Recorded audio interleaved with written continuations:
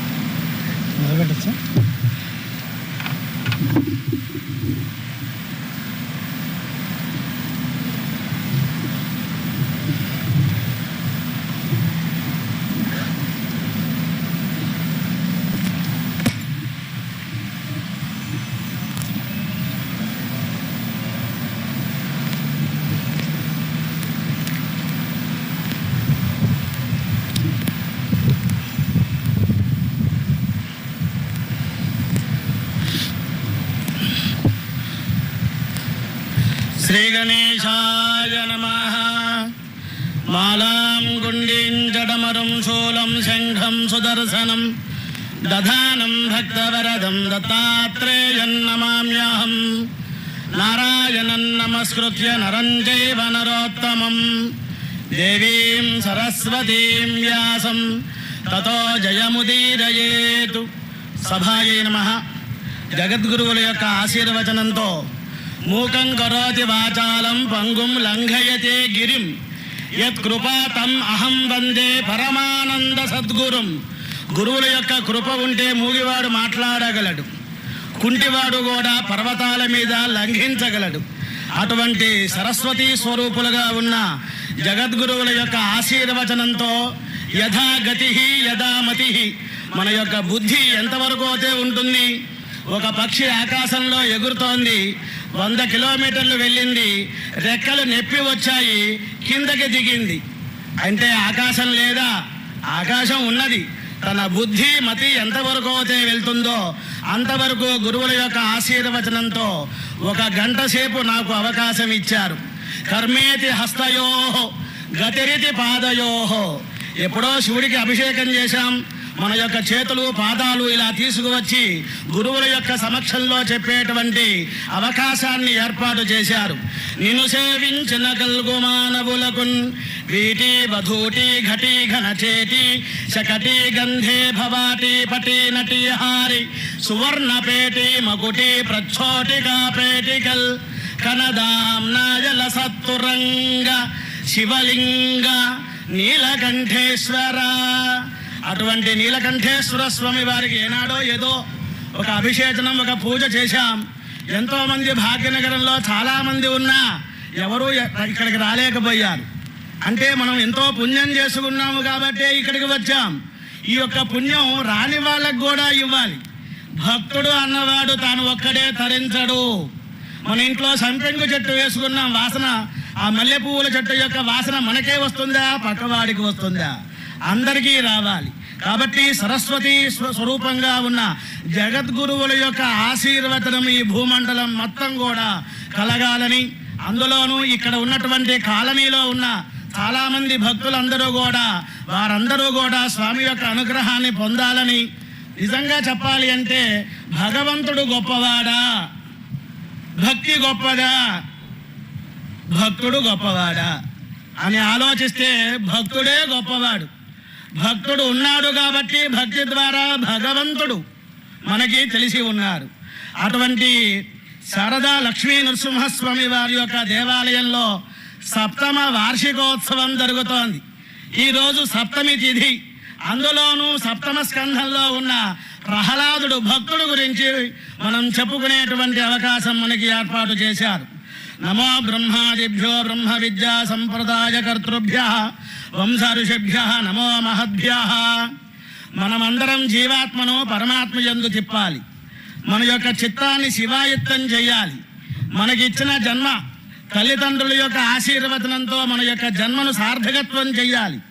అంతేనా, మన చుట్టుపక్కల వాళ్ళని కూడా స్వామి యొక్క అనుగ్రహాన్ని పొందింపచేయటానికి భక్తుడు అన్నవాడు తాను ఒక్కడే తరించడు.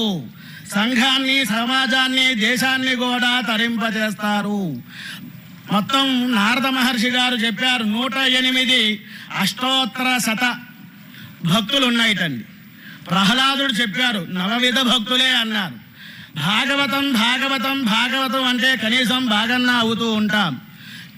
చెప్పిన వాడి కన్నా విన్నవాడు, శ్రవణం చేసిన వాడే ముందుగా గురువుల యొక్క సమక్షంలో స్వామి యొక్క అనుగ్రహాన్ని పొందుతారుట. చెప్పిన వాడికి లేదు, విన్నవాడికే ఉన్నది. అన్నవాడికి లేదు, విన్నవాడికే ఉన్నది. ఆ విధంగా ఈ యొక్క కలియుగంలో కృతాదౌ బహవో ధర్మాః కలౌ ధర్మస్తు కేవలం పురాణ శ్రవణో ధన్యో విద్యతే నావరో నృణాం.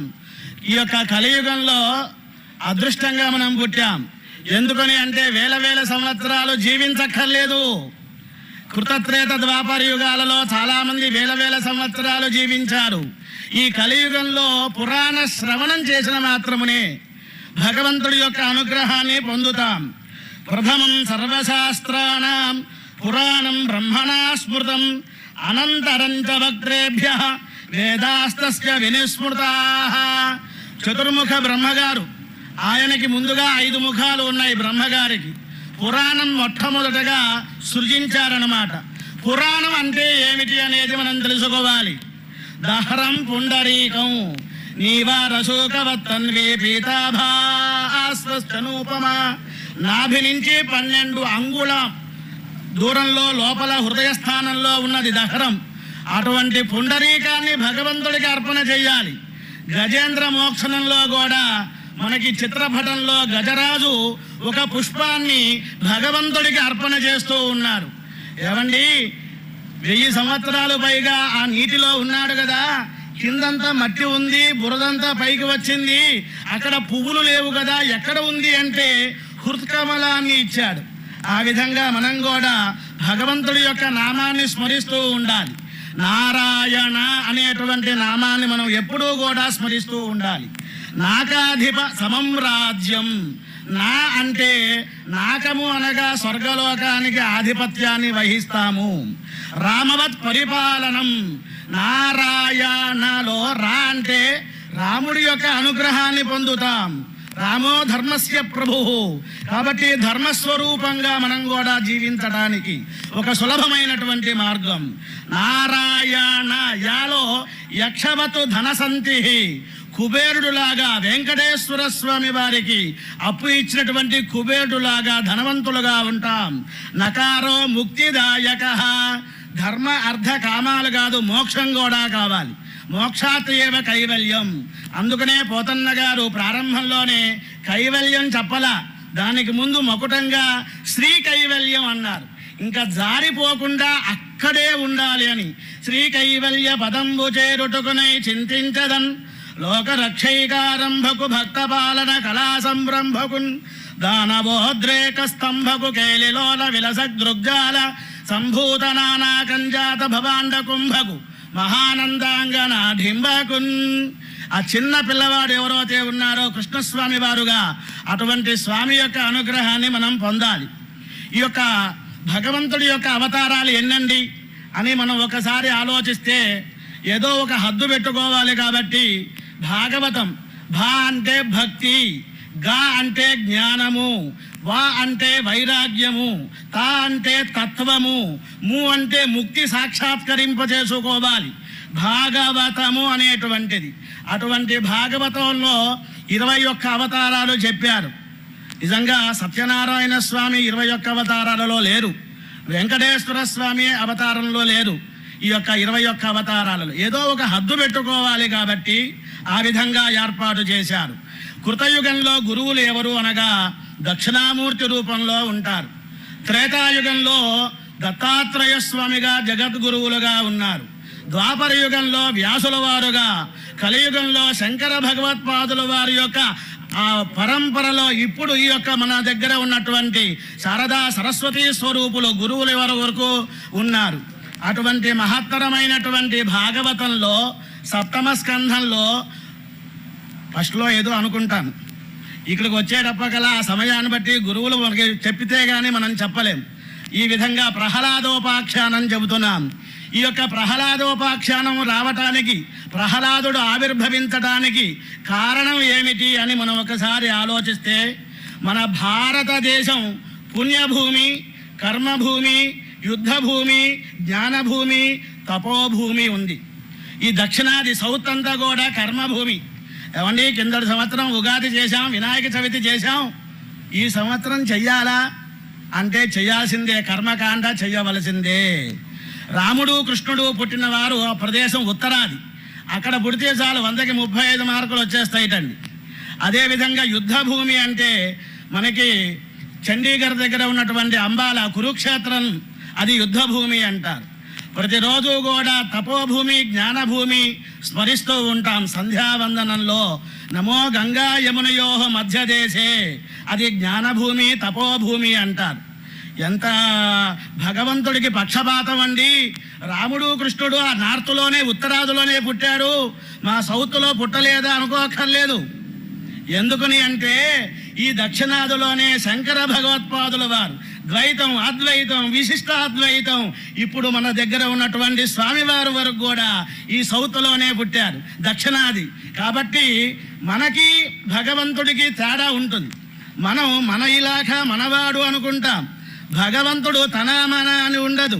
అందుకనే గజేంద్ర మోక్షణంలో గజము గురించి చెప్పారు 8వ స్కంధంలో, సింహం గురించి 7వ స్కంధంలో నృసింహస్వామి వారి యొక్క ఆవిర్భావ ఘట్టాన్ని చెప్పారు. ఈ యొక్క అవతారాలు ఎలా వచ్చాయి అని ఆచరిస్తే మన గురువులు ఎవరు అని ఒకసారి ఆలోచిద్దాం. శ్రీ మహావిష్ణువు మొట్టమొదటి జగద్గురువులు, వారి యొక్క శిష్యులు బ్రహ్మగారు. బ్రహ్మగారు ద్వారా సనచతుష్టయం హృదయస్థానం నుంచి సనక, సనందన, సనత్కుమార, సనత్సుజాత అనేటువంటి గురువులు వచ్చారు. వారి యొక్క శిష్యులు నారదులు. నారదులు ఈ కాలంలో టీవీల్లో నారద స్వామి వారిని అగ్గిపుల్ల స్వామి, కలహప్రియుడు అంటున్నారు, అది శుద్ధ తప్పు. నారదుల వారు వలనే మనకి రామాయణం వచ్చింది, నారద మహర్షి గారి వలనే మనకి భాగవతం వచ్చింది. అటువంటి నారదుల వారు వ్యాసుల వారికి చెప్పారు, వ్యాసుల వారు శ్రీశుకుల వారికి, సూత మహర్షి గారికి చెప్పారు.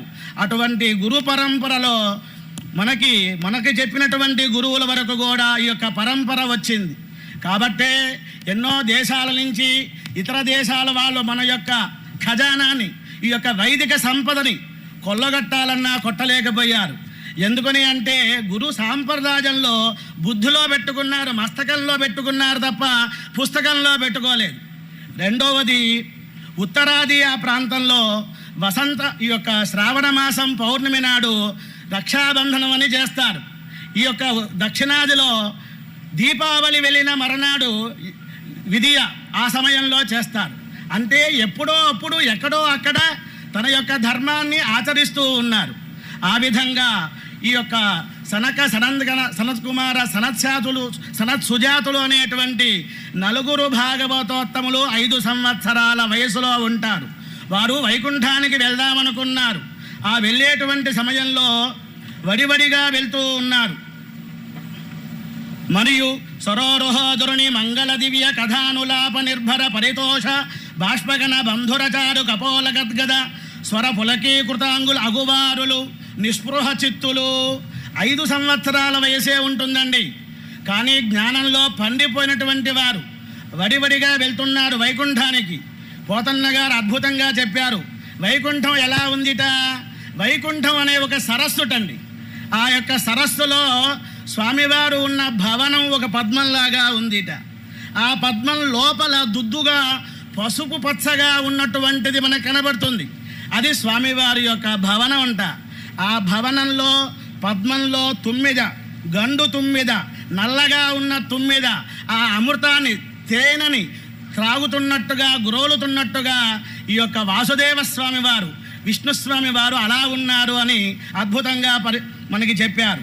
వరవైకుంఠము సారసాగరము దివ్యస్వర్ణశాలాంక గోపుర హర్మ్యావృతమైన తద్భవనంబు అంభోజంబు తన్మందిరాంతర విభ్రాజిత భోగికర్ణి తదద్యోగ పర్యంక మందిరవోందన్వసయించు మాధవుడు తానే పారు భృంగాకృతిన్ గండు తుమ్మిదగా భృంగాకృతిగా ఉన్నట్ట. అటువంటి సమయంలో 6 కక్షలు 6 వర్తులాకారాలు దాటి 6 ద్వారాలు దాటి 7వ ద్వారం దగ్గరికి ఈ యొక్క నలుగురు కూడా బయలుదేరి వెళ్ళారు. హరిచేపాలితమైన కాంచన విమానారూఢమైనట్టి సత్పురుషానీకము చేతనర్చి విభవాపూర్ణ ప్రభావోన్నత్యం కరమొప్పారు తదీయధామము జగత్ కళ్యాణమూర్తుల్. జగత్తుకి కళ్యాణ స్వరూపంగా ఉన్నటువంటి స్వామివారి దగ్గరికి వెళ్తున్నట్ట. వెళ్ళేటువంటి సమయంలో 2 ద్వారపాలకులు ఉన్నారు. ఈ మధ్య మా మిత్రుడు వెళ్ళి ఏమండి వెంకటేశ్వర స్వామి వారు 2గా ఉన్నారండి, 1 కాదండి అన్నారు. అరే నాయన, ఆయన స్వామివారు కాదు, ద్వారపాలకులు. సారూప్యం, సాయుజ్యం, సామీప్యం, సాలోక్యం అటువంటి రూపంలో ఉంటారా? అటువంటి ద్వారపాలకులు 2 అడ్డుపడ్డారు ఈ యొక్క సన చతుష్టయానికి. అక్కడ ఆ భవనం ఎలా ఉందిట, మనకి పంచ పల్లవాలు అంటాం. మామి మరాజు, మామిడి, మేడి, మర్రి, రావి, జూవి ఈ యొక్క ఉత్సవాలలో మనం ఎలావతే తోరణపాకు కట్టామో వైకుంఠంలో కూడా మరకతంతో ఎమ్రాల్డ్తో ఆ యొక్క రత్నాలతో పొదగబడినటువంటి తోరణాలు ఉన్నాయిట. మరకత రత్న తోరణ సమంచిత కుడ్య కవాట దేహలీ విరచిత షట్కక్ష అక్ష అరవింద దళాక్ష విలోకనోత్సవ ఆదరమతిన్ అన్యన్ కనక దాటి అనంతర కక్షయందు 6 ద్వారాలు దాటి 7వ ద్వారం దగ్గరికి వెళ్ళారు. తదీయ పాలురన్ ఉదార సమాన వియో విశేషులన్. ఆ విధంగా 6 ద్వారాలు దాటి వెళ్ళంగానే ఈ జయ విజయలు ఆపేశారు. కోపం వచ్చింది. వెంటనే శాపం పెట్టారు. మీరు భూలోకంలో జన్మించండి కామ క్రోధ లోభ మోహ మద మాత్సర్యాలతో అని. అయ్యయ్యా క్షమించండి, మేము భూలోకంలో పుట్టినా నిప్పు ఉన్నది, తెలిసి ముట్టుకున్నా తెలియక ముట్టుకున్నా కాలుతోంది. వైరంతో అయినా, సఖ్యంగా అయినా, స్నేహంగా ప్రేమతో అయినా భగవన్నామ స్మరణ మేము వదలకుండా ఉండేట్టుగా ఆ ఒక్క వరం ఇవ్వండి అన్నట్ట. పరము అనంతు భక్త పరిపాలు సుహృత్తము ఇష్టున్ ఈశ్వరేశ్వరు భజింపకోరి అనివారణ ఇందరు ఇచ్చదన్. ఈ విధంగా ద్వారపాలకులు ఎప్పుడైతే ఈ యొక్క సనచతుష్టయం వాగ్యుద్ధం గలాట జరుగుతోందో స్వామివారు ఏకాంతంగా లక్ష్మీ అమ్మవారితో ప్రియంగా మాట్లాడుతూ ఉన్న సమయంలో స్వామివారే బయటికి వస్తూ ఉన్నారుట. తస్యారవింద నయనస్య పదారవింద కింజల్క మిశ్ర తులసీ మకరంద వాయు.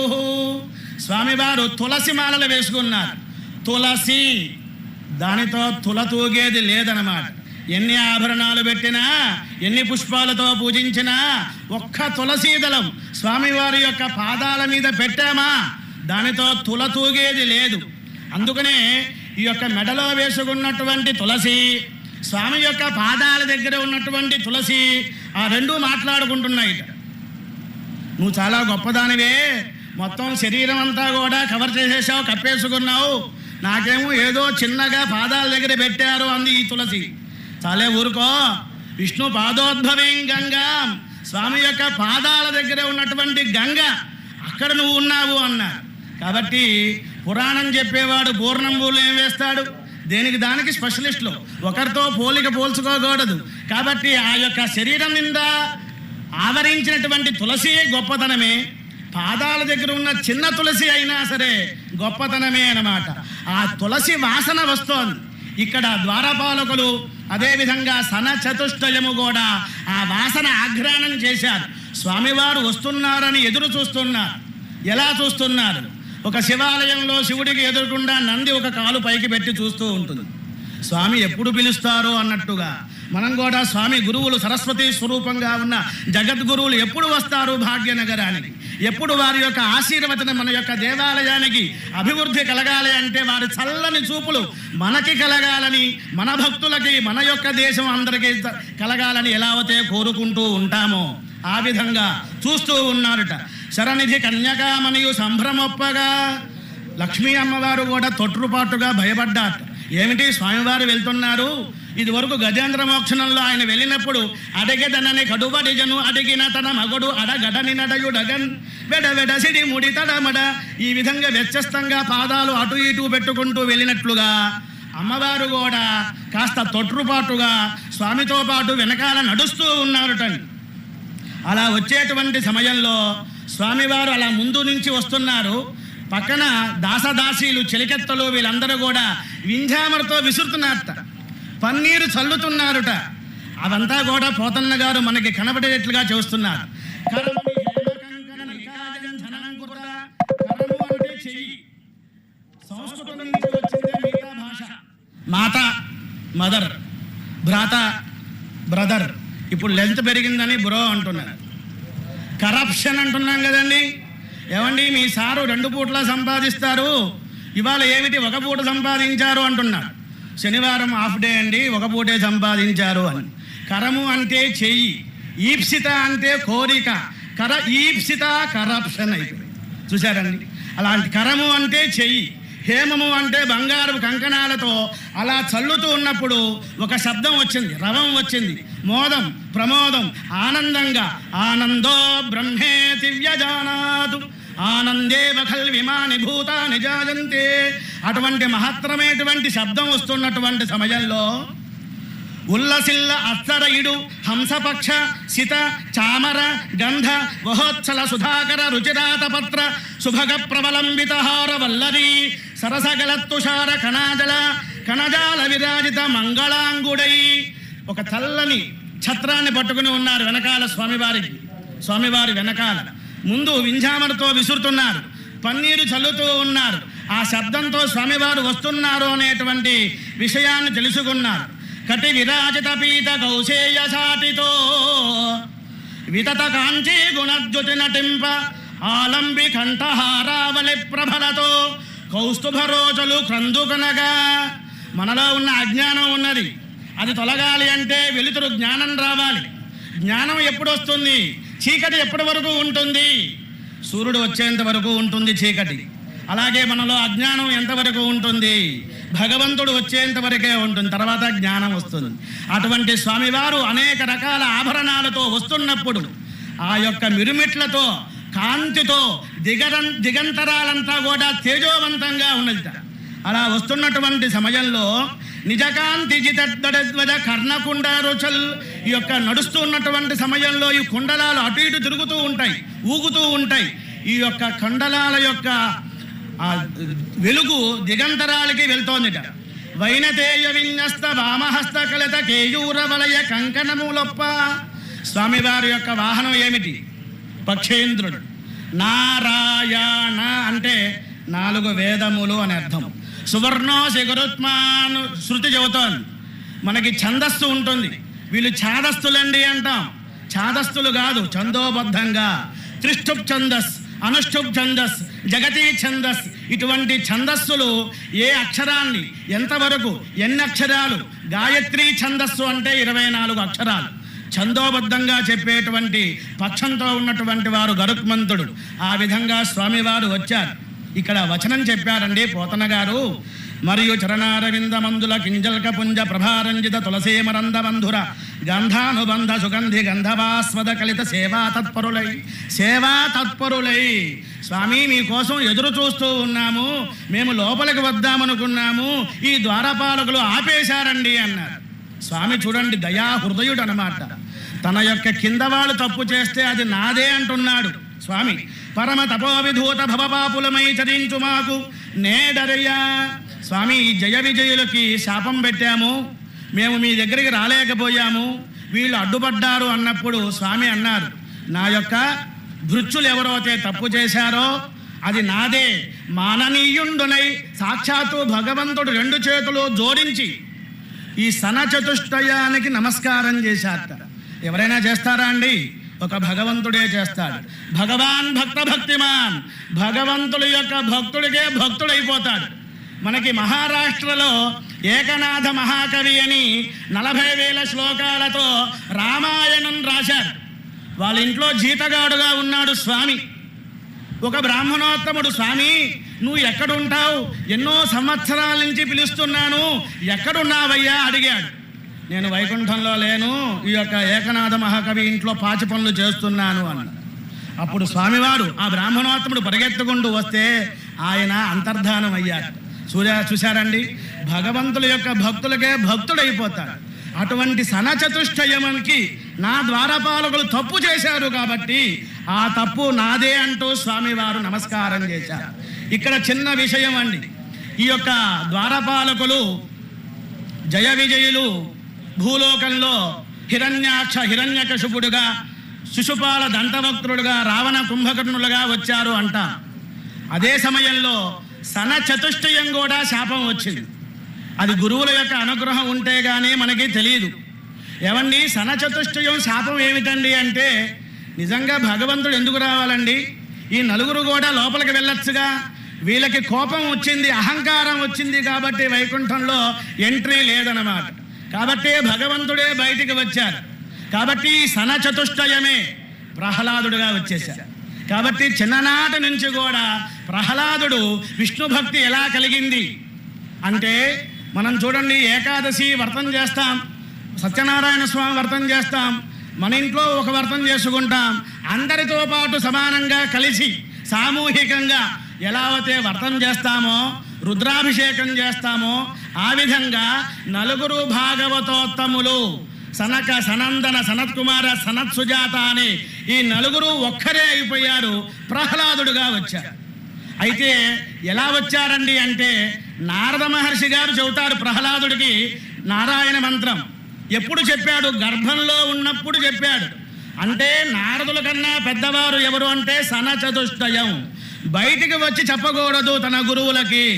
గర్భస్థంగా ఉన్నటువంటి లీలావతి, ఆమె పేరు లీలావతి అని ఒక పురాణంలో ఉంది, కయాతు అని ఒక పురాణంలో ఉంది. ఆ విధంగా గర్భస్థంలో ఉన్నటువంటి ప్రహ్లాదుడు సనచతుష్టయమే నా గురువు గారు అనుకుని నారద మహర్షి గారు ఆమె చుట్టూతా 3 సార్లు ప్రదక్షిణ చేస్తారు. అందుకనే ప్రహ్లాద నారద పరాశర పుండరీక. నారద మహర్షి గారి పేరు ముందుండాలి, ప్రహ్లాదుడు శిష్యుడి పేరు వెనకాల ఉండాలి. అలా కాకుండా నారదులకి ముందు ఎందుకు వచ్చింది అంటే, సనచతుష్టయమే ప్రహ్లాదుడుగా వచ్చారు కాబట్టి భాగవతోత్తములుగా వచ్చారు. అటువంటి భాగవతోత్తముడి యొక్క అనుగ్రహంతో మనం సరస్వతి అమ్మవారిని, సరస్వతి స్వరూపంగా ఉన్న స్వామివారిని మనం ఎలా పూజిస్తాం? అక్షరాలతోనే పూజించాలి. అమ్మవారి యొక్క అక్షరాలు మనం అమ్మవారికి ఎలా ఇస్తాం? అందుకనే ఈ అక్షరములు, పదములు, శ్లోకములు ఈ యొక్క పురాణముగా భాగవతం అనేటువంటి సముద్రం కృష్ణ కథతోనే భగవంతుణ్ణి అర్చన చేయాలి. సరస్వతి అమ్మవారిని అర్చన చేయాలి అంటే అక్షరాలతోనే చెయ్యాలి. కాబట్టి అమ్మా, మా మాటలు మంచిగా ఉండవు, కామక్రోధ లోభ మోహ మదమాత్సర్యాలతో ఉంటాయి. నీ యొక్క అనుగ్రహంతో భగవంతుడి యొక్క కృష్ణ కథతోనే ఆ సముద్రం అనేటువంటి భాగవత సముద్రం అంటండి. మనకి దగ్గరలో ఉన్నటువంటి ఉప్పు సముద్రం ఒకటి ఉంటుంది. పట్నం అంటే సముద్రం అని అర్థం. మచిలీపట్నం, విశాఖపట్నం, చెన్నపట్నం అంటారు. మనకి మెహదీపట్నం ఉంది అంటే సాగర్ ఉంది కాబట్టి, ఆ పదం ఉంది కాబట్టి ఆ పట్నం ఉంది అని అనుకోవాలి. ఇది ఉప్పు సముద్రం అన్నమాట, ఉపయోగపడదు. ఒక పిన్నీసు వేస్తే అది బయటకు వచ్చేస్తుంది. భాగవత సముద్రంలో మనం మునిగితే భక్తి అనేటువంటి కాటుక పెట్టుకున్నట్లయితే, సముద్రంలో నీళ్ళలో మునిగాం, ఈ నీటికి కళ్ళు కనబడం. భాగవతం అనే సముద్రంలో భక్తి అనే కాటుక పెడితే సముద్రాన్ని రత్నాకరుడు అంటారు. రత్నాలు ఉంటాయి. ఒక ప్రహ్లాదుడా, ధ్రువుడా, గజేంద్రుడా, అటువంటి మహత్తరమైనటువంటి శారదాస్వరూపంగా ఉన్న స్వామివారికి మనం ఏమి చెప్పగలం? కృష్ణ కథ, నృసింహస్వామి వారి యొక్క కథని మనం చెప్పుకుంటూ తరించటానికి సులభమైనటువంటి మార్గం అన్నమాట. ఆ విధంగా సనచతుష్టయము కూడా ప్రహ్లాదుడుగా వచ్చారు. జయ విజయులు కూడా హిరణ్యకశిపులుగా ఆవిర్భవించారు. యజ్ఞవరాహ రూపంతో స్వామివారు హిరణ్యాక్షుణ్ణి సంహారం చేశారు. పరిత్రాణాయ సాధూనాం వినాశాయ చ దుష్కృతాం ధర్మ సంస్థాపనార్థాయ సంభవామి యుగే యుగే. భగవద్గీతలో చెప్పినట్టుగా ధర్మానికి ఏదైనా ఇబ్బంది కలిగితే సజ్జస్కాలంలోనే ఆయన ప్రకటన అవుతాడు. కృతే నారసింహస్య కృతయుగంలో నరసింహస్వామిగా ఉన్నారు. త్రేతాయాం రఘునందన రామచంద్రస్వామి వారుగా త్రేతాయుగంలో ఉన్నారు. ద్వాపరే వాసుదేవస్య శ్రీకృష్ణస్వామి వారు మనకి చాలా దగ్గరగా 5100 సంవత్సరాలు పైగా ఉన్నటువంటి స్వామివారు. అటువంటి స్వామివారు ద్వాపర యుగంలో కలౌ వెంకటనాయక వెంకటేశ్వర స్వామి వివాహ సమయంలో కూడా అహోబలానికి వచ్చి ఆ యొక్క ప్రసాదాలు ముందుగా నృసింహస్వామి వారికి నివేదన పెట్టారన్నమాట. మన జగద్గురువులు శంకర భగవత్పాదులు వారు కూడా నృసింహోపాసన ఆయన తపస్సు చేస్తూ ఉన్నప్పుడు ఒక అతను వచ్చి కాలుడు అనేటువంటి ఆయన వచ్చాడు, కపాలికుడు. అతను వచ్చి శిరస్సుని ఖండిస్తాను అన్నాడు. మా భక్తులు మా శిష్యులు ఉంటే నీ వల్ల కాదు అన్నారు. వాళ్ళు లేనప్పుడు వస్తాను అన్నారు. పద్మపాతాచార్యులు వారు అలా వచ్చేసి శ్రీమత్ పయోనిధి నికేతన చక్రపాణి అంటూ స్వామి యొక్క అనుగ్రహాన్ని మనం అందరం కూడా పొందాం. ఆ విధంగా అనేక రకాలుగా స్వామివారిని అర్చన చేసినటువంటి వారు ముందుగా మన జగద్గురువులు. అదేవిధంగా వెంకటేశ్వర స్వామి వారు కూడా నృసింహస్వామి వారికి ప్రసాదాన్ని ఏర్పాటు చేశారు. ప్రహ్లాదుడు కోరుకున్నాడు, హిరణ్యాక్షుడు హిరణ్యకశిపుడు ఇద్దరు ఒకటే ఇలాక. అందుకనే మనకి అక్కడ సింహాచలంలో వరాహ నారసింహ రూపంలో ఉన్నాడు. ప్రహ్లాదుడు కోరుకున్నాడు, మా యొక్క పినతండ్రిని చంపినటువంటి ఆ స్వామివారి యొక్క రూపం, మా నాన్నగారిని సంహారం చేసినటువంటి రూపం ఇద్దరు ఒకచోటే ఉండాలి అన్నారు. ఆ విధంగా లక్ష్మీ నృసింహస్వామి వారి యొక్క వైభవం ఎవరు చెప్పగలరు? ఉగ్రం వీరం మహావిష్ణుం జ్వలంతం సర్వతోముఖం నృసింహం భీషణం భద్రం మృత్యుమృత్యుం నమామ్యాహం. భగవంతుణ్ణి జాగ్రత్తగా భక్తిగా మనం పట్టుకున్నామా ఆయన రక్షిస్తాటండి. వనే రణే శత్రు జలాగ్ని మధ్యే మహార్ణవే పర్వతమస్తకే సుప్తం ప్రవత్తం విషమస్థితం వా రక్షంతి పుణ్యాని పురాకృతాని. మనం జనాభా లెక్కల్లో ఉన్నా లేకపోయినా జనార్దుని లెక్కలో ఉండాలటండి. నాకు భగవంతుడు తెలుసు కాదు, నేను భగవంతుడికి తెలిసా లేదా? ధర్మం పెట్టాలి, పులిహార దద్దోజనం ఇవి పెడితే భగవంతుడు రాడు. కాబట్టి మన ఇంట్లో ఒకసారి రామ అంటే ఒకసారి రామ అన్నంత పుణ్యమే. సొంత ఇంట్లో ఒకసారి రామ అంటే 100 సార్లు రామ అన్నంత పుణ్యం. అదే దేవాలయానికి వచ్చాం, బ్రహ్మోత్సవాలు చేస్తున్నారు. బ్రహ్మగారే మొట్టమొదటగా విష్ణుమూర్తికి ఉత్సవం చేశారు. ఈ కాలంలో తెలియాలి కాబట్టి వార్షిక ఉత్సవం అంటున్నాం. ఇటువంటి బ్రహ్మోత్సవంలో పాల్గొన్నామా? రామ అనేటువంటి నామాన్ని అన్నామా? భగవంతుణ్ణి కన్నామా? కథ విన్నామా? అత్యద్భుతంగా 1,00,000 కోటి సార్లు చేసిన ఫలితం ఉంటుంది. అటువంటి మహత్తరమైనటువంటి ఈ యొక్క కార్యక్రమాలలో నీ కథల్ చెవులలో సోకుటముదులుగా పులకాంకరము మేనుబుట్టువాడు నయమైన నీ దివ్యనామ కీర్తనలో నమగ్నుడై దేహంబు మరచువాడు నీ ఫాలంబుతో నీదు పాదయుగ్మమునకు ప్రేమతో దండంబు మర్చించువాడు. హా పుండరీకాక్ష హా రామ హరి అంచు వేట్కతో కేకలు వేయువాడు చిత్తకమలంబును నిన్ను చేర్చువాడు నీదు లోకంబునందుండు నీరజాక్ష భూషణ వికాస శ్రీధర్మపుర నివాస దుష్ట సంహార నరసింహ దురిత దూరా. భగవంతుడి యొక్క కథలు చెప్పినప్పుడు శరీరం అంతా కూడా పులకాంకురాలు అవ్వాలి. ఇక్కడ ఉన్నటువంటి వారు జగద్గురువులే అనుకోవాల్సిందే. ప్రహ్లాదుడు అన్ని చోట్ల ఉన్నాడు భగవంతుడు. అటువంటి స్థానానికి వెళ్ళాను. ఆ గురువుగారు వేరు ఈ గురువుగారు వేరు అనేటువంటిది ఉండకూడదు. ప్రహ్లాదుడు చెప్పింది అంతా సత్యము, భగవంతుడు ఉన్నాడు. అటువంటి జగత్ స్వరూపుల యొక్క సమక్షంలో హిరణ్యకశిపు వధ ఎలా జరిగిందో మనం ఇంకొక 10 నిమిషాలు 20 నిమిషాల్లో పూర్తి చేసుకుంటాం. హిరణ్యకశిపు రాజన్ అజేయం అజరామరం ఆత్మానం అప్రద్వంద్వం ఏకరాజం వ్యధిత్సతః. తన యొక్క సోదరుడు హిరణ్యాక్షుడు సంహారం అయ్యాడు. ఆ కోపంతో శోకంతో మందర పర్వతానికి వెళ్ళాడు. ఈ యొక్క హిరణ్యకశిపుడు ఒంటి కాళ్ళ మీద నుంచున్నాడు, తపస్సు చేస్తున్నాడు. పూజాకోటి సమం స్తోత్రం, స్తోత్రకోటి సమం జపం, జపకోటి సమం ధ్యానం, ధ్యానకోటి సమం లయం. పూజ కోటి సార్లు చేయండి. ఒక స్తోత్రం చేస్తే చాలు, సమానం. స్తోత్రాలు కోటి సార్లు చేయండి.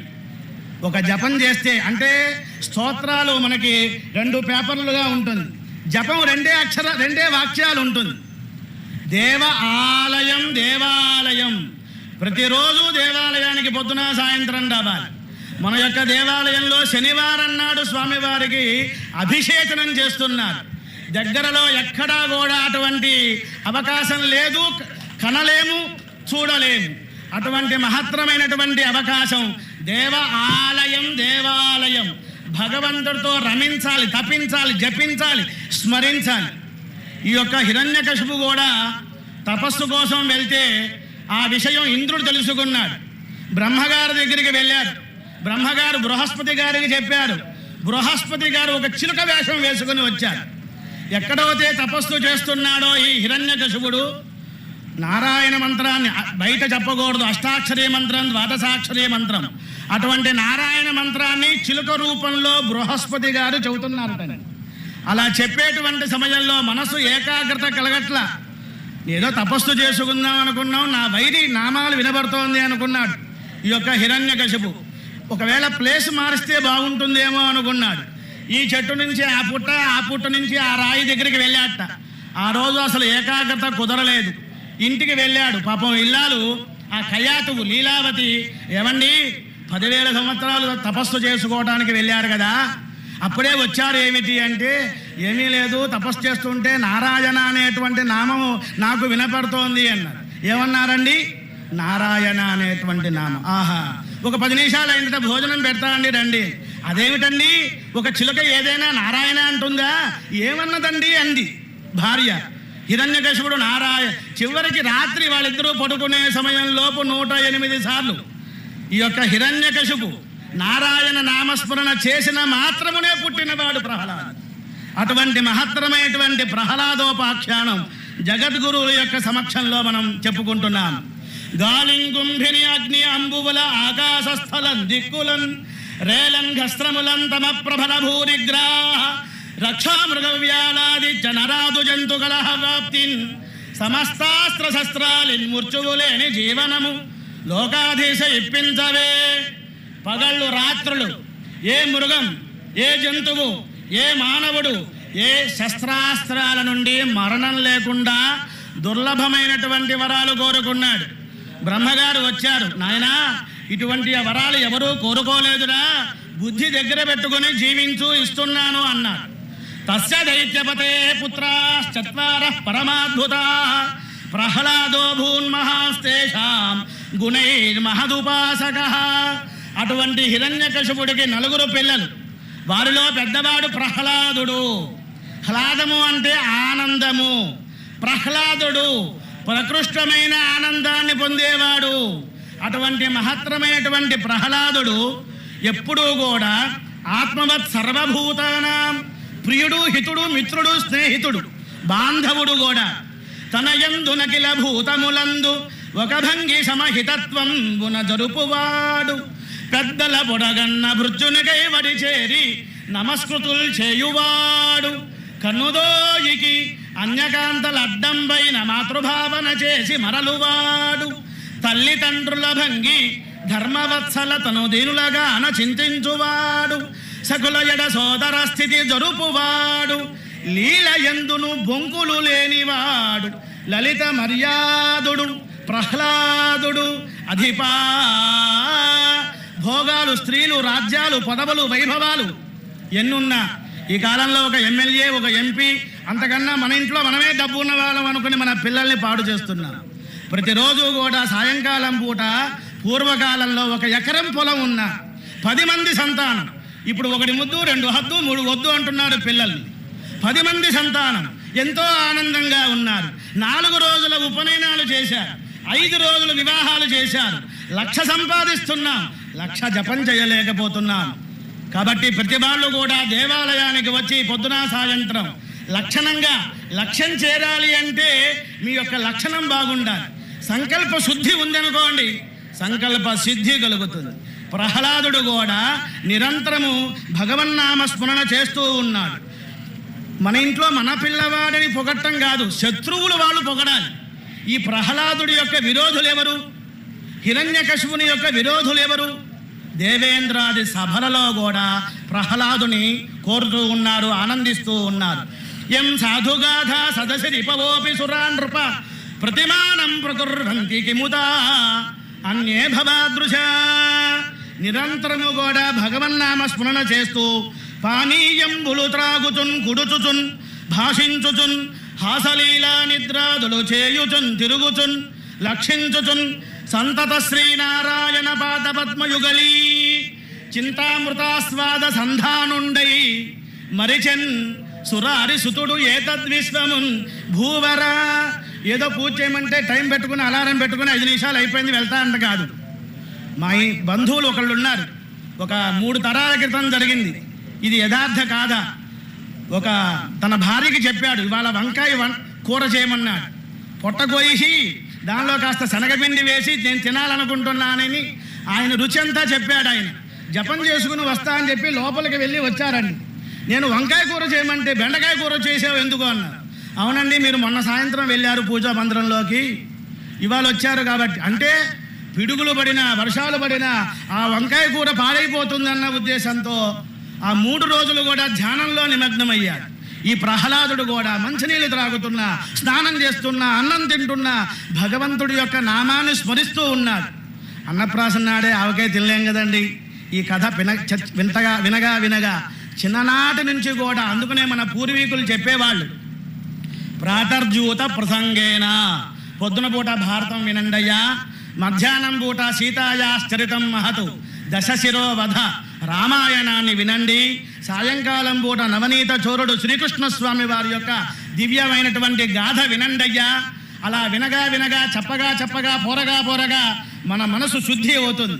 పూర్వకాలంలో కాఫీ త్రాగుతూ కూడా భగవంతుడికి నివేదన పెట్టి త్రాగేవారు. అమృతం విషం అయిపోతుందా, విషం అమృతం అవుతుందా? విషమే అమృతం అయిపోతుంది అన్నమాట. ప్రహ్లాదుడు ఆ విధంగా మన పిల్లలకి చెప్పారు.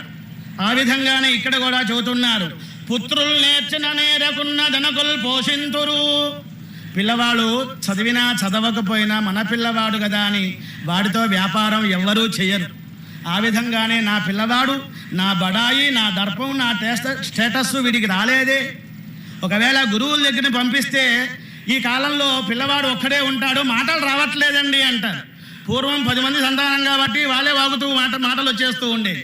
ఇప్పుడు కిండర్ గార్డెన్లో పడేయాల్సి వస్తుందన్నమాట. అలాగే ఈ పిల్లవాడు కూడా నేను చెప్పిన మాట వినట్లేదు కదా, పాఠశాలలోకి పంపిద్దాం. అలా పంపించినటువంటి సమయంలో వాళ్ళతో భాష మాట అన్నీ నేర్చుకొని మన బడాయి, స్టేటస్, దర్పం, నా యొక్క ప్రతాపం కూడా వస్తుందేమో అనుకుని శుక్రాచార్యుల యొక్క పిల్లలు చండామార్కులు వచ్చారట. నమస్కారం చేశారు. నాయనా, చదివితే విజ్ఞానం వస్తుందిరా, లభ్యం వైన సురాధిరాజపదమున్ లక్షింపడు, అశ్రాంతమున్ సభ్యత్వంబున ఉన్నవాడు, జాడ్యం లేని జడులాగా ఉన్నాడు. జడ పదార్థం అంటే కదలకుండా ఒకచోటే ఉంటుంది. ముగ్ధగా ఉంటారు. ముగ్ధ కాస్త మొద్దు అయిపోయింది. మనకి ముగ్ధ శారీస్ అని ఏవో షాపులు పెట్టారు, అక్కడికి వెళ్తే మర్చిపోతాం. ఆ శారీస్ కొండం అన్న ఉద్దేశంతో ఆ పదం పెట్టాడు వాడు. అందువల్ల ముగ్ధ అంటే మొద్దు, జడ పదార్థంగా ఉండిపోతాడు వీడు. కానీ అట్లా జడ పదార్థం కాడు, చూడలేకపోతున్నాడు హిరణ్యకశిపు. నిరంతరము కూడా జాడ్యం లేని జడులాగా ఉన్నాడు. అటువంటి వాణ్ణి చదువనివాడు అజ్ఞుండగు, చదివినా సదసద్వివేక చతురత కలుగు, చదువగవలయును జనులకు చదివించదా ఆర్యలొద్దుకు చదువుము తండ్రి. ఆర్యులు పెద్దలు గురువు గారి దగ్గరికి పంపిస్తాను, చక్కగా చదువుకో నాయనా అన్నారు. ఆ విధంగా పంపించాడు. 3 నెలలు అయింది. క్వార్టర్లీ, హాఫ్ ఇయర్లీ అంటాం కదా. ఈ విధంగా నా మాటే విండు. ఈ గురువులు ఏం చెప్పారో, వీడేం మాట్లాడుతున్నాడో, ఏం చదువుతున్నాడో అని ఒకసారి మోదముతోడ దైత్యకుల ముఖ్యుడు రమ్మని చీర పంచే. మా పిల్లవాడు ఎట్లా ఉన్నాడో ఏమిటో కబురు పంపించాడు. వచ్చాడు ఆనందంతో, చక్కగా తొడ మీద కూర్చున్నాడు. మూర్ఖునటం అంటే సరస్సు పాలభాగంలో వాసన చూడటం. అంగాదంగాత్ సంభవసి హృదయాద్ అధిజాయసే. ఈ యొక్క శరీరంలో శరీరం, మనస్సులో మనస్సు, చిత్తంలో చిత్తం, మన యొక్క బింబము ప్రతిబింబము ఏమిటి అంటే అద్దంలో ఎలా అయితే చూస్తామో మన పిల్లవాడే మన యొక్క బింబంలాగా ఆలోచిస్తూ ఆనందపడుతూ ఉన్నాడు. చెప్పరా అబ్బాయి అంటే ఏమీ లేదండి, గురువుల దగ్గర చదువుకున్నాను, అరణ్యానికి వెళ్ళి ముక్కు మూసుకొని తపస్సు చేసుకుంటే అంతకన్నా మహత్తరమైనటువంటి సమయం వేస్ట్ కాకుండా ఉంటుంది అంటున్నాడు. ఎల్ల శరీరధారులకు ఇల్లని చీకటి నూతి లోపల త్రల్లక, ఈ సంసారమే చీకటిగా ఉంది, కుపస్థ మండూకంగా ఉందన్నమాట. తెల్లక వీరు నేను అను మతిభ్రమణులై భిల్లంపక, నేను వేరు వాళ్ళు వేరు అనేటువంటి బుద్ధి కలుగుతుంది స్వామి. సర్వము అతని దివ్యాకలామయమంచు విష్ణునందుల్లము చేర్చితారడవి నుండుట మేలు నిశాచరాగ్రని. చక్కగా ముక్కు మూసుకుని కృష్ణ గోవింద రామ నారాయణ అంటే అంతకన్నా ధన్య జీవితం ఏమైనా ఉందా అన్నాడు. తన యొక్క విరోధి విష్ణుమూర్తి యొక్క నామాన్ని చెబుతాడా, దౌర్భాగ్యుడా, మా యొక్క వంశంలో చెడబుట్టావరా అన్నాడు. మళ్ళీ తెలివి తెచ్చుకున్నాడు. మావాడు మంచివాడేనండి, ఆ మధ్య 10th క్లాస్ ఒక పిల్లవాడు తప్పాడు, ఈ సంవత్సరం ఎక్కువ మంది పాస్ అవ్వలేదు అన్నాడు. పాస్ అయిన వాళ్ళలో లెక్కలో వేసుకోవచ్చుగా. అంటే మన పిల్లవాడు తప్పు చేయడు, పక్కవాడు తప్పు చేస్తుంటాడు, కాబట్టి గురువులు ఏమైనా తప్పు చెప్పారా అంటూ అడుగుతున్నాడు అన్నమాట. ఎట్టాడిన అట్టాడుదురు ఇట్టిని పలుక నిరుగ ఇతరులు శిశువులు దట్టించి ఎవరేమని పట్టించిరో. మా పిల్లవాడు మంచివాడేనండి, పక్క ఫ్రెండ్స్ స్నేహితులు ఉన్నారు కదా, వాళ్ళ సహవాసం వల్ల మా వాడు పాడైపోయి ఉంటాడు అని అనుకుంటున్నాడు. నాకు చూడగా చోద్యమయ్యద కంద్రి నా తండ్రి. ఎరా తండ్రి, తండ్రి అంటే తన యొక్క పిల్లవాడుగా భావన. నీకు లోపల దోచను, నీకే పుట్టిందా ఈ దుర్బుద్ధి. పరులు దుర్నీతులు పఠింపించిరో, ఎవరైనా చెప్పారా. ఏకాంతంబున భార్గవులు పలికిరో, మీ గురువుగారు ఏమైనా చెప్పారా అని కళ్ళు పెద్దగా చూశాడు. అయ్యా మహారాజా మేం చెప్పలేదు స్వామి అన్నారు.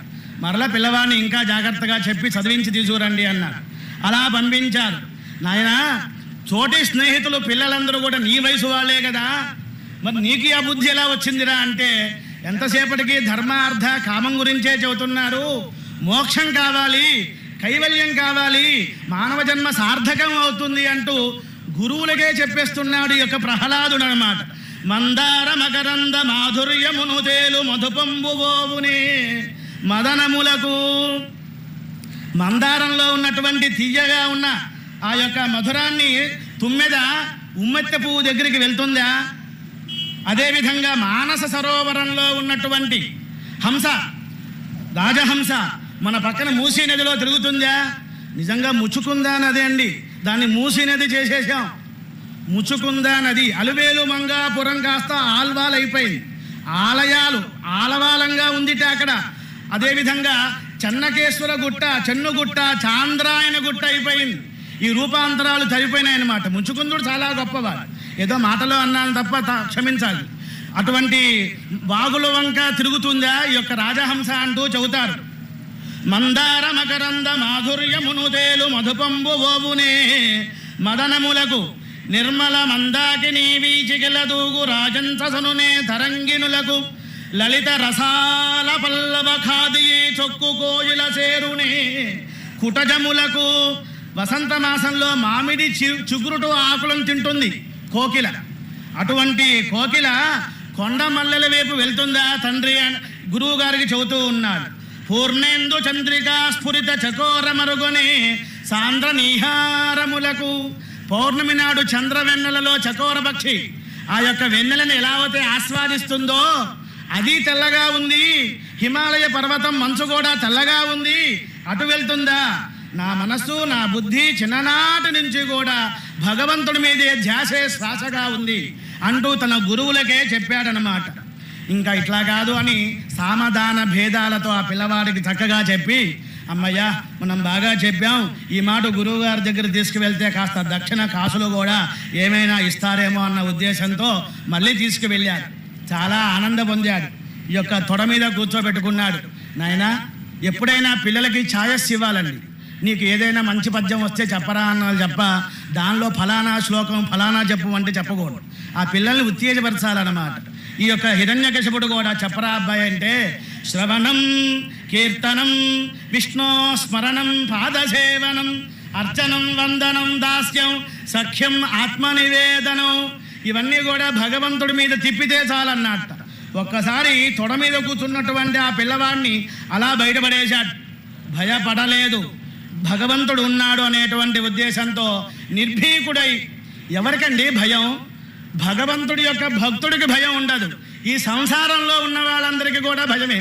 ఈఎంఐలు కట్టాలి, మా పిల్లవాడు ఉపనయనం కాలేదు, పెళ్లి కాలేదు, ఇల్లు కట్టుకోవాలి, ఇవి మనకనమాట. అందుకనే వెంకటేశ్వర స్వామి దగ్గరికి వెళ్తే ఇలా చూపిస్తారు, నా యొక్క చెయ్యి చూడరా, నా పాదాలు పట్టుకుంటే ఈ యొక్క సంసారం నీ మోకాళ్ళ వరకే వస్తుందిరా అని చూపిస్తారు. అయినా మనం తెలుసుకోలేం.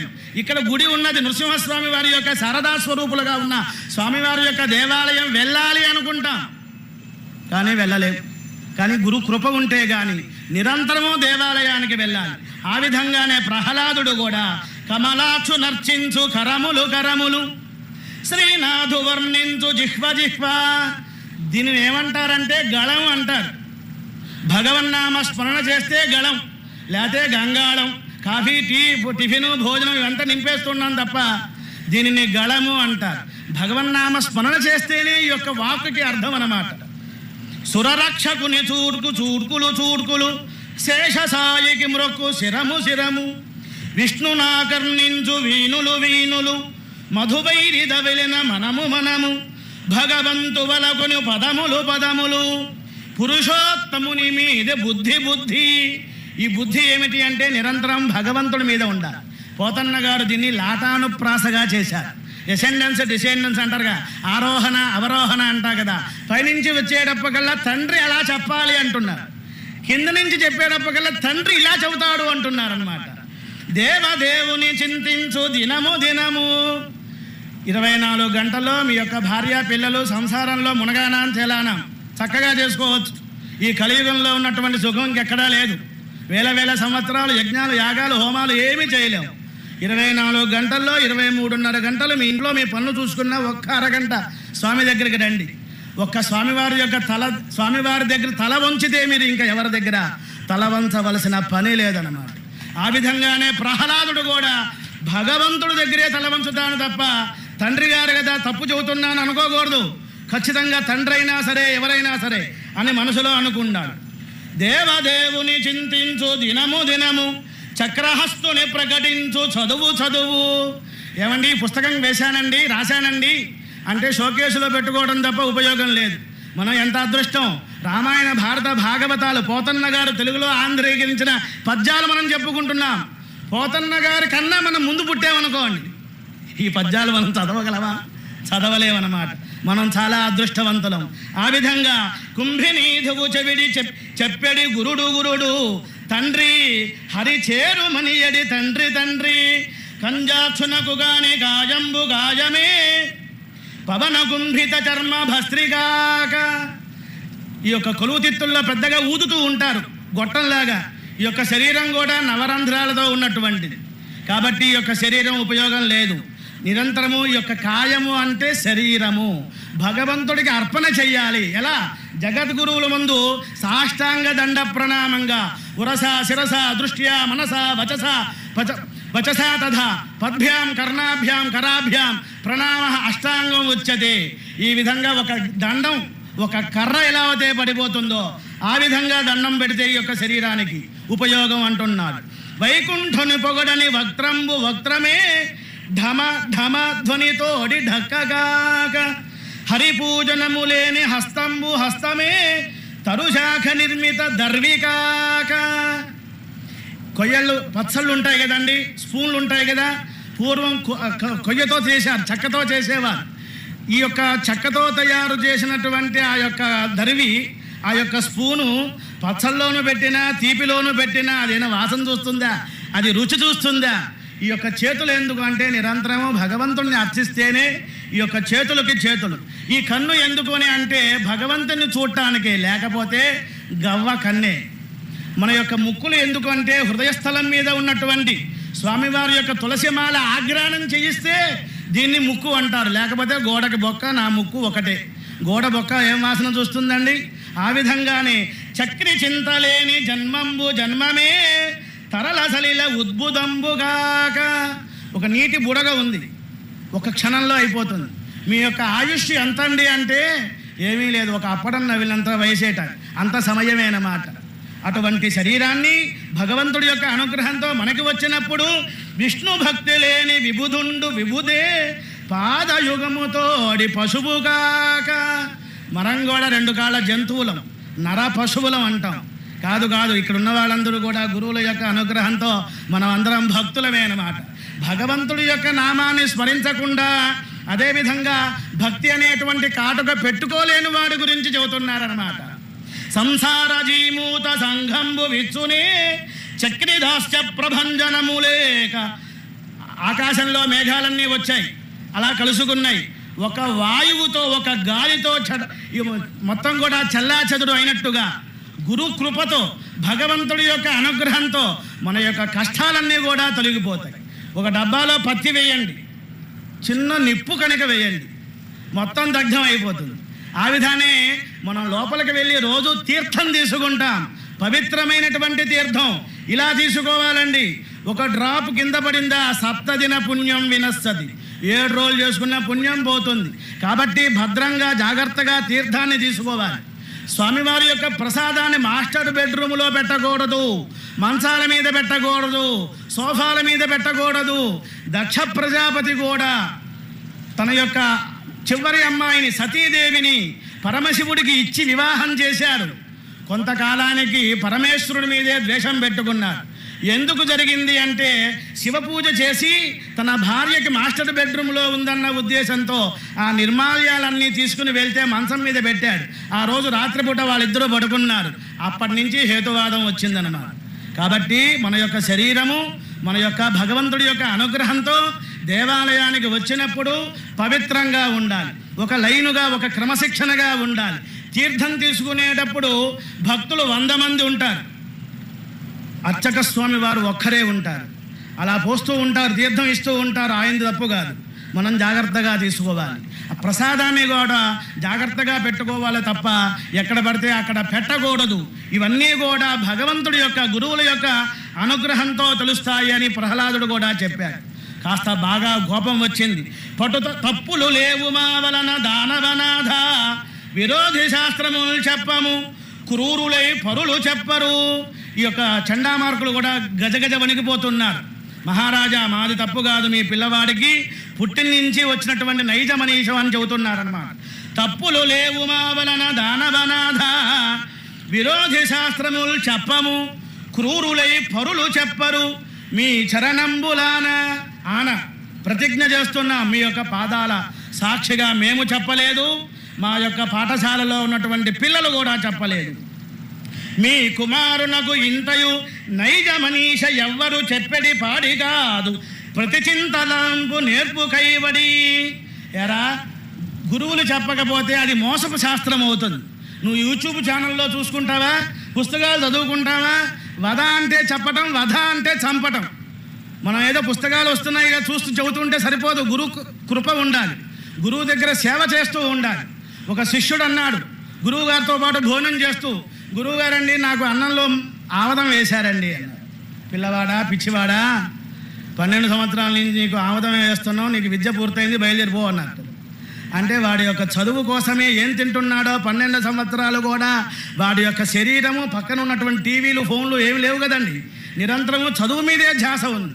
ఎప్పుడోదే చదువు అయిన తర్వాత బాహ్య ప్రపంచానికి వచ్చాడో, నాకు ఆమదం వేశారు అనేటువంటి విషయాన్ని చెప్పారో, నీకు విద్య పూర్తయింది అన్నారు. ఆ విధంగా గురువులు చెప్పకపోతే అదంతా కూడా మోసపు శాస్త్రం రా, సామధాన భేద అవన్నీ కూడా ఉండాలిరా అని చెబుతున్నారు. తండ్రి, అచ్చపు చీకటింబడి గృహవర్తులే విషయ ప్రవిష్టులే చచ్చుచు పుట్టుచున్ మునగానాంతేలానాం పునరపి మరణం పునరపి జననం పునరపి జననీ జఠరే శయనం. ఆ బ్రహ్మలోకా, బ్రహ్మాది దేవతలు కూడా భగవంతుణ్ణి తెలుసుకోలేరు అని నిర్భీకుడుగా చెబుతున్నాడు. ఒక కుంటివాడు, ఒక గుడ్డివాడు వాడి వెనకాల వెళ్తూ ఉంటే తీరము దాటగలమా, పారము చేరగలమా? కాబట్టి ఈ సంసారం కూడా చివరిగా చెప్పాలి అంటే శోధింపంబడి సర్వశాస్త్రముల్ రక్షోనాథ, 1000 మాటలు ఎందుకు, ఒకటే మాట చెబుతున్నా. గాధల్ మాధవ సేము శీతరుని సాంగత్యమునం దుర్వేధం దాటకవచ్చునే, సుతవధూమీనోగ్రహవాంచామధ క్రోధోల్లోల విశాల సంస్కృతి మహాఘోరామతిం తింభగన్. ఈ యొక్క సంసారాన్ని దాటాలి అంటే విష్ణుమూర్తి యొక్క నామాన్ని స్మరించాల్సిందే. నేను చదువుకున్నటువంటి శాస్త్రంలో నాకు బాగా వంట పట్టినదే ఇదే అన్నారు. అప్పుడు కోపపడ్డాడు. మా యొక్క హిరణ్యకశిపుని యొక్క వంశం ఎటువంటిది అంటే చందన వృక్షం లాంటిది, చందన ఈ యొక్క తోట లాంటిది. దానిలో ముళ్ళకంపగా పుట్టావురా. శరీరంలో ఒక చెయ్యి చచ్చుపడిపోయింది అనుకోండి, ఆ యొక్క చేతిని నరికేస్తే మిగతా శరీరాన్ని మనం కాపాడుకోవచ్చు. నా యొక్క వంశంలో నా యొక్క దానిలో నువ్వు పుట్టావు కాబట్టి నిన్ను చంపేస్తే చాలు, మిగతా మా యొక్క వంశాన్ని మా బడాయిని నేను రక్షించుకుంటాను. పరులు ఎవరైనా సరే మనవాడు కాకపోయినా హితం కోరితే చాలు, వాడు మనవాడే మనకు దూరంగా ఉన్నాడు, మనకు దుర్బుద్ధి చెబుతున్నాడు అంటే వాడు మనవాడు కాదు అని చెబుతున్నాడు. శూలాలతో పొడవండిరా అన్నారు, విషం పెట్టండిరా అన్నారు, హిమాలయ పర్వతాల నుంచి కింద పడేయండిరా అన్నారు. ఆ విధంగా మనకి దగ్గరలో ఉన్నటువంటి విశాఖపట్నంలో స్వామివారు సింహాచలం సింహశైలం నుంచి కింద పడేశారట. స్వామివారు వచ్చి రక్షించారట. జనార్దన్ లెక్కలో ఉన్నారు. ఆ విధంగా స్వామి యొక్క అనుగ్రహాన్ని పొందారు. పైనుంచి మనం చూశామనుకోండి, ఆ యొక్క సింహాచలం సింహం బొమ్మలాగా ఉంటుందన్నమాట. మంగళగిరి చూశారా, ఒక ఏనుగు బొమ్మలాగా మనకి కనబడుతుందన్నమాట. ఒక్కొక్క యుగంలో ఒక్కొక్క రకంగా స్వామివారికి తీర్థంగా ఇస్తారు. పానకం ఇస్తూ ఉంటారు. పానకం ఎందుకండి అంటే కూల్ అవటానికి. మీరు వివాహంలో కూడా పానకం ఇస్తూ ఉంటారు. ఆ కాలంలో వెల్కమ్ డ్రింక్స్ లేవన్నమాట.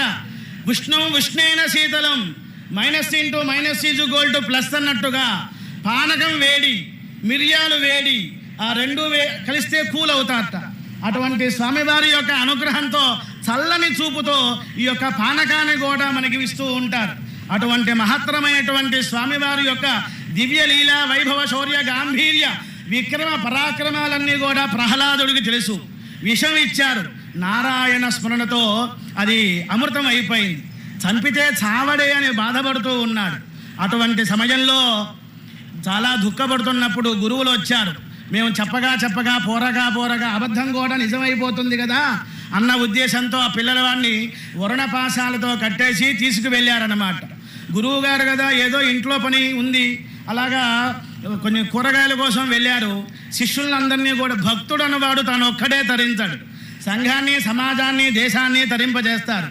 ఆ విధంగా చుట్టుపక్కల ఉన్నటువంటి పిల్లలందరినీ కూడా పిలిచి, మీకు చెప్పే గురువు గారు మోసపు శాస్త్రాలు చెబుతున్నారు, భగవంతుడి యొక్క అనుగ్రహాన్ని పొందాలి, విష్ణుమూర్తి గురించి నామాన్ని స్మరించాలి అన్నారు. ఆ పిల్లలు అన్నారు, నువ్వు కూడా మా ఏజీ వాడే, మా ఇలాఖానే కదా, మరి నీకు భగవంతుడి మీద ఎలా వచ్చింది అంటే, ఆ యొక్క జ్ఞానం ఎందుకు వచ్చింది, ఎలా వచ్చింది అంటే అప్పుడు చెబుతాడు.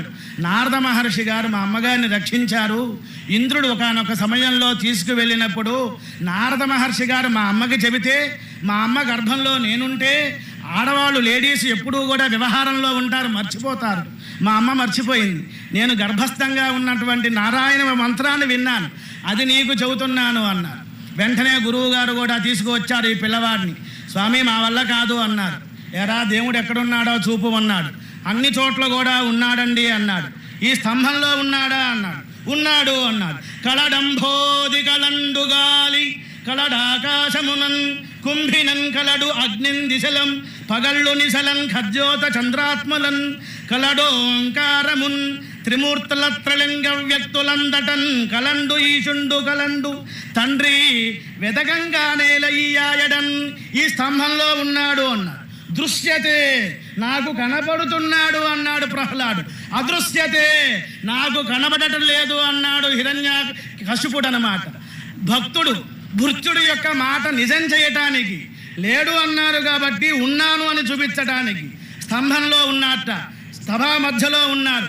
చెయ్యి తీసుకుని ఒక సరుసు తెరిచాడు. ఒక దాంట్లోనేమో నారద పురాణంలో కత్తితో స్తంభాన్ని కొట్టారని, ఇంకొక పురాణంలోనేమో గదతో కొట్టారని చూపిస్తారు. భాగవతంలో చేతితో చరిచారు.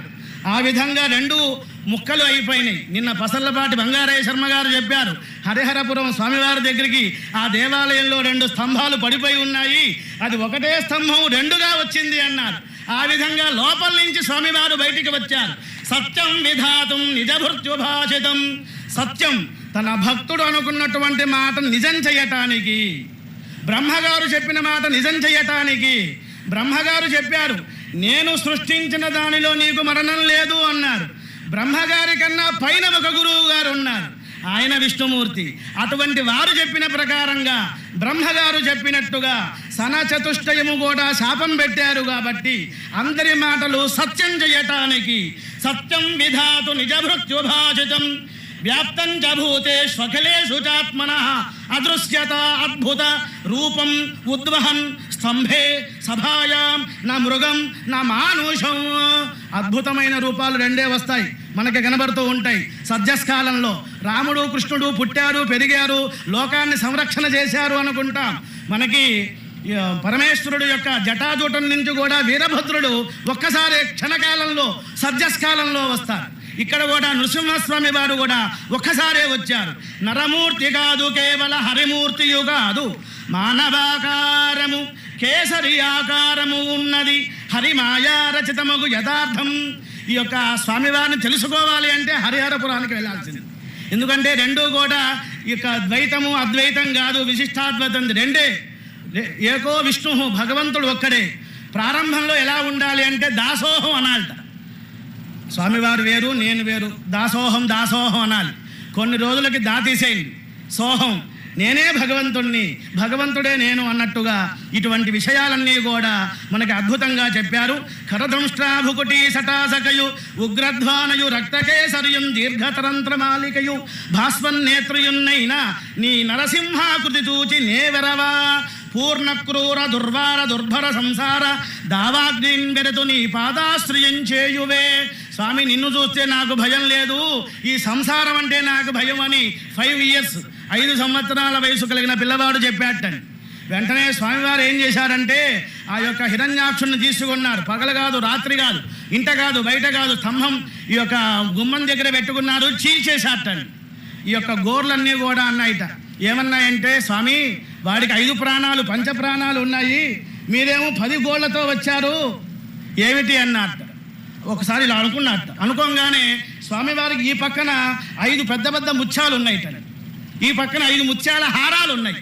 ఇలా చూడంగానే హిరణ్యకశిపుని యొక్క ముఖము ఒక ముత్యంలో ఒక రూపంలాగా ఇటు 5 వచ్చాయి కాబట్టి 2 సరిపోయినాయిలే అని సర్దుకున్నారట అన్నమాట. ఇంకా బాగా చీల్స్తూ ఉంటే ఈ యొక్క రత్నాలు ఏమైనా ఉన్నాయేమో, ప్రహ్లాదుడు లాంటి వాళ్ళు లోపల ఎవరైనా ఉన్నారా అని అలా చీల్చేస్తూ ఉన్నాయిట.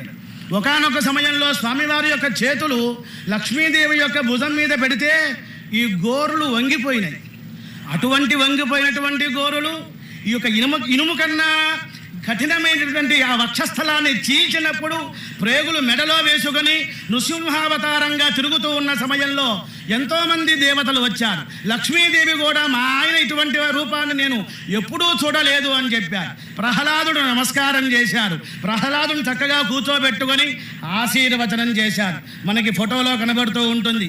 ఎందుకని అంటే తండ్రి మాట వినాలి. మాతృదేవోభవ పితృదేవోభవ.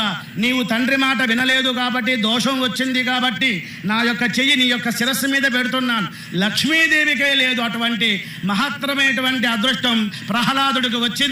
అటువంటి గురువుల యొక్క సమక్షంలో సముద్రం ఉందండి. సముద్రంలో ఒకళ్ళు గంగాళంతో నీళ్లు తెచ్చుకుంటారు, ఒకళ్ళు పంచపాత్రతో. ఏదో నాకు తెలిసింది గురువుల యొక్క అనుగ్రహంతో స్వామివారి ముందు నివేదిస్తూ స్వస్తి ప్రజాభ్య పరిపాలయంతా న్యాయేన మార్గేణ మహిమహీషాః గోబ్రాహ్మణేభ్య శుభమస్తు నిత్యం లోకాః సమస్తాః సుఖినో భవంతు. జై గురుదేవ దత్త.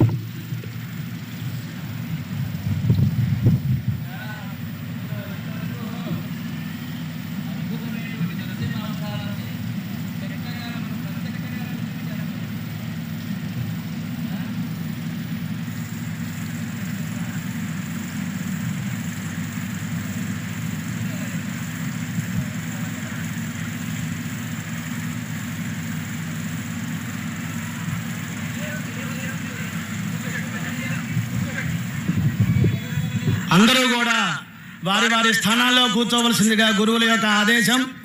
దాన్ని మనం ఆచరిద్దాం, అనుసరిద్దాం.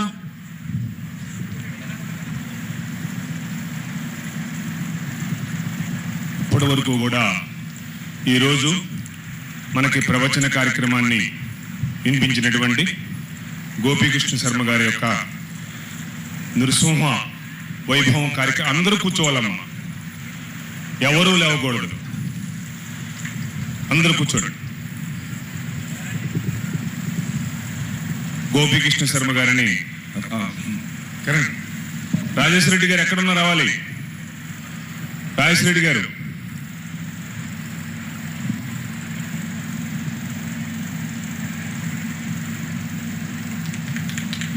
అందరూ కూడా మా కర్త